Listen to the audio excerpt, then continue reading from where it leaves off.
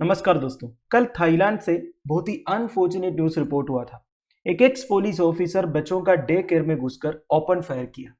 कई बच्चे सो रहे थे, कोई खेल रहे थे और डे केयर के स्टाफ भी थे।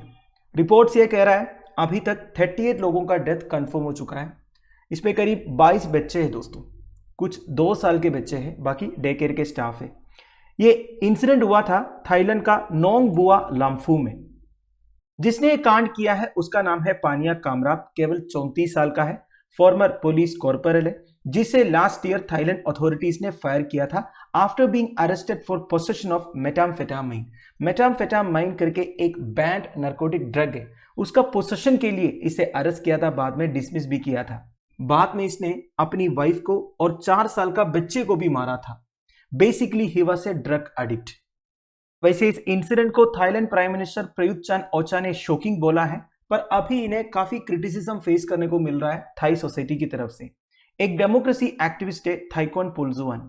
इनका कहना यह है नार्कोटिक्स इज द कोज। जब से प्रयुत चान ओचा पावर में आया है, methamphetamine and drugs are all over. Now the price is 7 baht per pill. तो देखिए, ओपन मार्केट में ये जो मेथाम्फेटामिन टैबलेट है, इसका रेट केवल 7 बात है। बात इज बेसिकली थाईलैंड करेंसी। वैसे मैं आपको बताऊं, 1 बात is equal to 2.2 Indian rupee.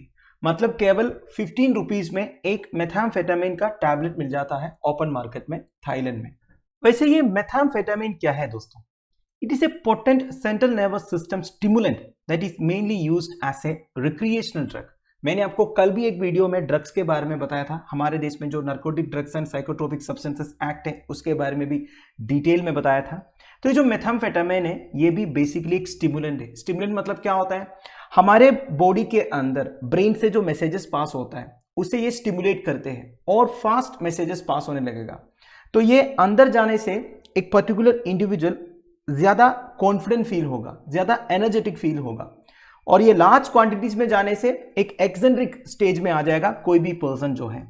And it is mainly used as a recreational drug. तो केवल प्रेशर के लिए ये ड्रग यूज किया जाता है। वैसे लास्ट जून में United Nations office on drugs and crime ने वार्न किया था that extreme volumes of मेथाम्फेटामिन being produced, trafficked and used in south East Asia. तो साउथ ईस्ट एशिया में मेथाम्फेटामिन ड्रग का जो प्रोडक्शन है, ट्रैफिकिंग है, वो सब एक्सट्रीम वॉल्यूम्स में है।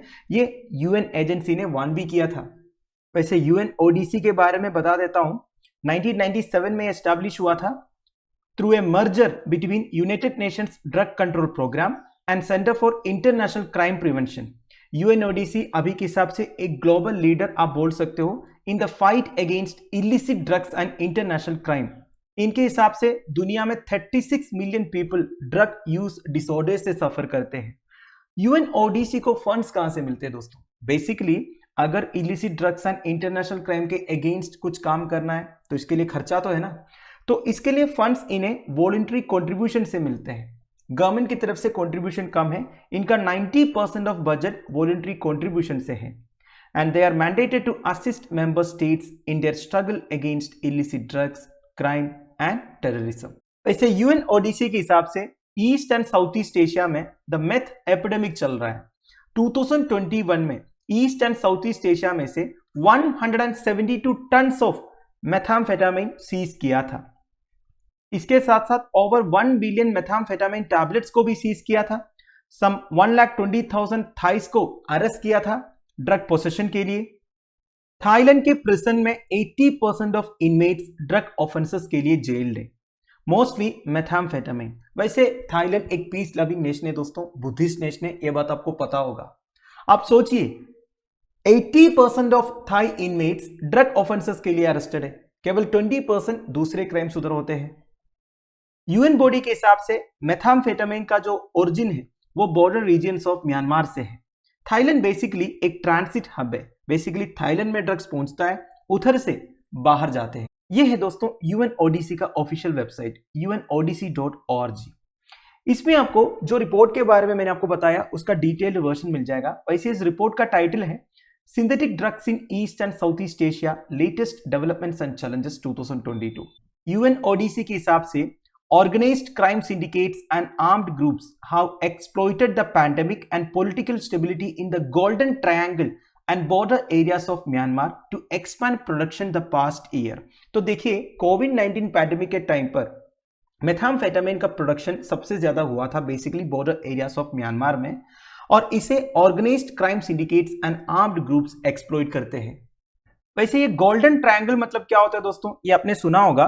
Golden triangle basically Myanmar, Laos and Thailand के बॉर्डर एरियाज में एक एरिया है जहां पे हेरोइन का प्रोडक्शन बहुत ज्यादा होता है, और एक गोल्डन क्रेसेंट है अफगानिस्तान एरियाज में जहां पे सबसे ज्यादा हेरोइन का प्रोडक्शन होता है। उसके बाद म्यांमार, लाओस एंड थाईलैंड के बॉर्डर एरियाज में होते हैं। यूनाइटेड स्टेट्स ऑफ अमेरिका का सेंट्रल इन्वेस्टिगेशन एजेंसी इस एरिया को गोल्डन ट्रायंगल बोलते हैं। यूएनओडीसी के हिसाब से ये जो गोल्डन ट्रायंगल में प्रोडक्शन होता है वहां से शिपिंग होता है Indonesia, Philippines, Japan, Australia and New Zealand. तो बेसिकली ये जो इलीगल ड्रग्स की अवेलेबिलिटी है, this is one of the main reason for crimes in Thailand. इसके अलावा और एक रीजन है दोस्तों, वो है gun culture. The rate of gun ownership in Thailand is high compared with some other countries in the region, but official figures do not include huge numbers of illegal weapons. वैसे देखा जाएगा तो Thailand में gun ownership का rate बहुत ज्यादा है, but illegal weapons का जो ओनरशिप है ना वो उससे भी ज्यादा है, और गन स्मगलिंग भी होता है। बॉर्डरिंग कंट्रीज में से इलीगल वेपन्स थाईलैंड में पहुंचते हैं। थाईलैंड में ये मास शूटिंग्स वगैरह बहुत ही रेयर है। 2 साल पहले 2020 में भी इसी तरह एक शूटिंग हुआ था। एक सोल्जियर एक प्रॉपर्टी डील के टाइम पर गुस्सा होकर एटलीस्ट 29 पीपल को मारा था। थाईलैंड में वैसे more than 10.3 million privately on fire arms थे 2017 में, पर एक सर्वे से पता चला इसमें से केवल 6 मिलियन ऑफिशियली रजिस्टर्ड है। इसका मतलब यह है दोस्तों, काफी लोगों के पास इलीगल फायर आर्म्स है। और थाईलैंड में होता क्या है, जितने भी सिविल सर्वेंट्स है, चाहे वो कोई भी रैंक का हो, they are permitted to purchase subsidized guns legally। तो बेसिकली subsidized रेट में वो गन्स परचेज कर सकता है, वो भी लीगली। तो ये लोग क्या करते हैं, ये गन्स ब्लैक मार्केट में बेच देते हैं।